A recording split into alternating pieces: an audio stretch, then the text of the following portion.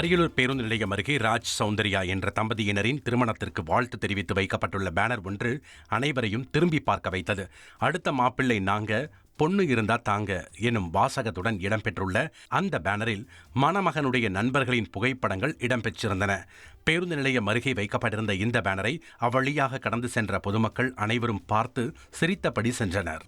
திண்டுக்கல் மாவட்டம் வேடச்சந்தூர் அருகே டெக்கரேஷன் கடை உரிமையாளர் வீட்டில் 50 சவரன் நகை மற்றும் 20,000 ரூபாய் பணம் கொள்ளையடிக்கப்பட்டுள்ள சம்பவம் அதிர்ச்சியை ஏற்படுத்தியுள்ளது. வடமதுரை அருகே உள்ள சித்தூரைச் சேர்ந்த பழனிக்குமார் குடும்பத்தினருடன் கோயம்புத்தூரில் உள்ள தனது உறவினர் வீட்டிற்கு சென்றிருந்த போது இந்த சம்பவம் நடந்துள்ளது. வீட்டின் மொட்டை மாடிக்கு செல்லும் பின்புற கதவை திறந்து திருட்டுச் சம்பவத்தில் ஈடுபட்டுள்ளது குறித்து பழனிக்குமார் போலீசாரிடம் அளித்த புகாரின் பேரில் போலீசார் விசாரணை மேற்கொண்டு வருகின்றனர். நீலகிரி மாவட்டம் குன்னூர் அருகே காலில் பிளாஸ்டிக் குழாய் சிக்கியபடி சுற்றித் திரிந்த காட்டெருமைக்கு மயக்க ஊசி செலுத்தி காலில் சிக்கியிருந்த குழாயை வனத்துறையினர் வெற்றிகரமாக அகற்றினர். வனத்துறையினரின் இந்த செயலுக்கு வனத்துறையின முதன்மை செயலாளர் சுப்ரியா சாஹூ தனது எக்ஸ் தள பதிவில் பாராட்டு தெரிவித்துள்ளார்.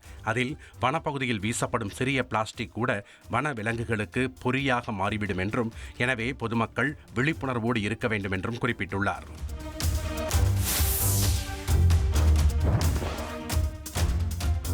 மயிலாடுதுறை தரங்கம்பாடி சாலையில் தனியார் திருமண அரங்கத்தில் பாஜகவின் இளைஞரணி சார்பில் மாதிரி நாடாளுமன்ற நிகழ்ச்சி நடைபெற்றது.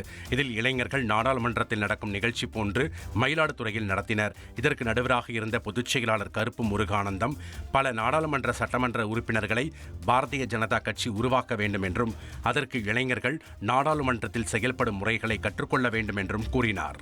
ட்ரெண்டை ஃப்ரெண்ட் ஆக்கிக்கோங்க. 2.5 கோடிக்கும் அதிகமான தந்தி டிவியின் சப்ஸ்கிரைபர்ஸ் அண்ட் ஃபாலோவர்ஸ் குடும்பத்தில் நீங்களும் இணையுங்க.